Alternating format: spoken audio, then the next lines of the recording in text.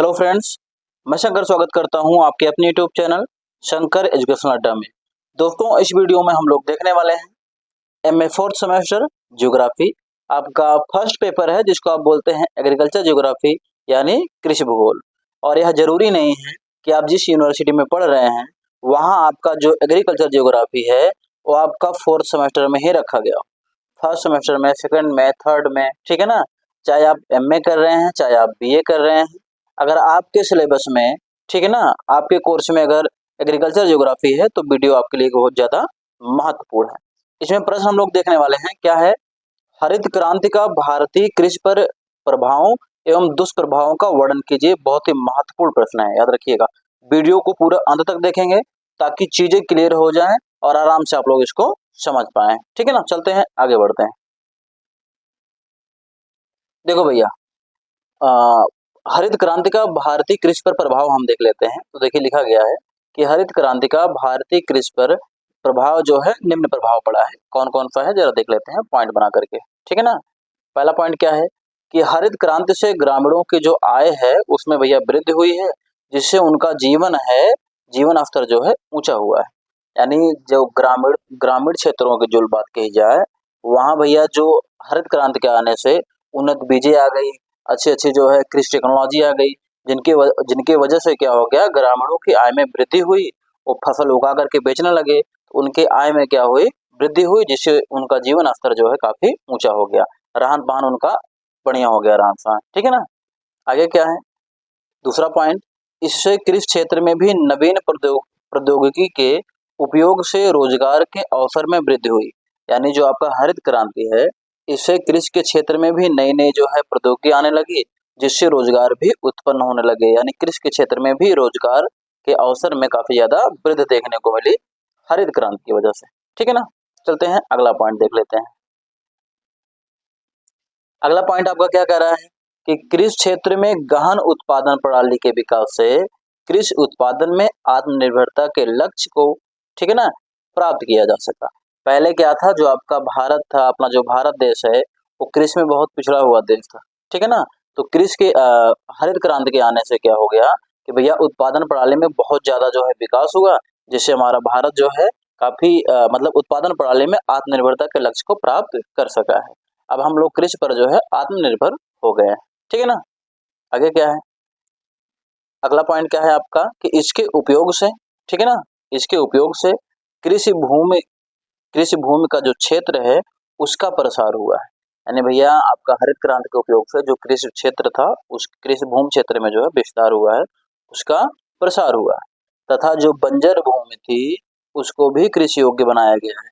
बंजर भूमि मतलब जहाँ पैदावार नहीं होती थी, वहाँ उन्नत प्रकार के बीजों का, उर्वरकों का, रासायनिक खादों का प्रयोग करके जो है वहाँ भी कृषि जो है की जाती है। तो वही कह रहा है कि भैया बंजर भूमि को भी कृषि योग्य बनाया गया, किसकी वजह से? हरित क्रांति की वजह से, ठीक है ना। अगला पॉइंट देख लेते हैं। अगला पॉइंट हमारा क्या है कि इसका परिणाम यह रहा कि भारतीय कृषि जो है जीवन निर्वाह स्वरूप से निकल करके व्यापारिक तथा बाजारोन्मुख जो है रूप ग्रहण करती जा रही है। पहले क्या होता था, जो भारत में कृषि होती थी वो केवल जीवन निर्वाह के स्वरूप में होती थी, मतलब ताकि कृषि की जाती थी ताकि उसे जीवन यापन हो सके।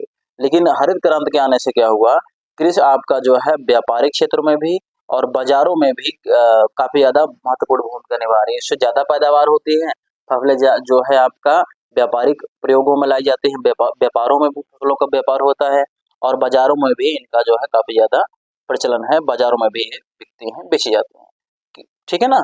ये भैया आपके क्या थे, बेनिफिट यानी प्रभाव थे आपके, ठीक है ना, हरित क्रांति का भारतीय कृषि पर। अब हम देख लेते हैं कि हरित क्रांति का भारतीय कृषि पर क्या क्या दुष्प्रभाव पड़े, ठीक है ना। आई थिंक वीडियो आपको पसंद आ रही है। अगर वीडियो अच्छी लग रही है तो चैनल को सब्सक्राइब कर लीजिए और उस वीडियो को लाइक करना ना भूलें, और इस वीडियो को ज़्यादा से ज़्यादा शेयर करिए, क्योंकि पढ़ेगा इंडिया तभी तो बढ़ेगा इंडिया। जिस भी व्यक्ति को जरूरत हो उसके पास जरूर आप इतना करिएगा कि भेज दीजिएगा, ठीक है ना। क्योंकि हम फ्री ऑफ कॉस्ट आपको वीडियो दे रहे हैं, तो आपसे इतना उम्मीद कर ही सकते हैं कि आप लोगों तक यह वीडियो पहुंचा सकते हैं। चलते हैं, आगे बढ़ते हैं, चलिए। क्या है भैया हरित क्रांति का दुष्प्रभाव भारतीय कृषि पर क्या है उसके बारे में देख लेते हैं। तो पहला पॉइंट इसमें क्या है कि हरित क्रांति का प्रभाव सीमित खाद्यान्नों पर रहा है। कहने का मतलब ये है जो आपका हरित क्रांति का प्रभाव जो है वो खाद्यान्न फसलों पर रहा है, जैसे गेहूं पर, चावल, मक्का, बाजरा आदि पर जो है इसका प्रभाव ज्यादा रहा है, जबकि दलहन व तिलहन फसलों पर इसका कोई लाभ नहीं मिला है। किसका? हरित क्रांति का। ठीक है ना। आगे क्या है, हरित क्रांति से बड़े काश्तकारों का फायदा हुआ है। बड़े काश्तकारों का जो है इससे जो बड़े बड़े काश्तकार थे, जो बड़े बड़े खेतिहर थे, उनको ज्यादा फायदा हुआ है। किससे भैया? हरित क्रांति से। ठीक है ना। चलते हैं अगले पॉइंट की तरफ।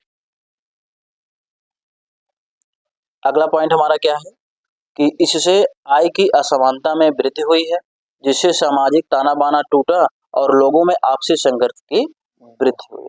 ठीक है ना। किससे भैया? हरित क्रांति। अगला पॉइंट क्या कह रहा है कि हरित क्रांति के परिणाम स्वरूप बेरोजगारी में वृद्धि हुई है। अब बेरोजगारी में वृद्धि कैसे हुई, ध्यान दो। हरित क्रांति की वजह से क्या हुआ कि नए नए कृषि यंत्र आ गए। अब जब नए नए कृषि यंत्र आ गए तो 10-10 मजदूरों का काम एक एक कृषि यंत्र करने लगे, तो इससे जो बेचारे मजदूर थे वो बेरोजगार हो गए।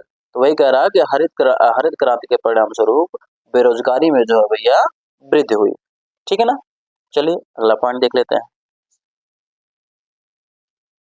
आगे क्या कह रहा है कि पूंजीवादी कृषि के विकास को बढ़ावा मिला है, क्योंकि कृषि कार्य में अधिक पूंजी की आवश्यकता पड़ती है। ध्यान देना क्या कह रहा है, पूंजीवादी कृषि।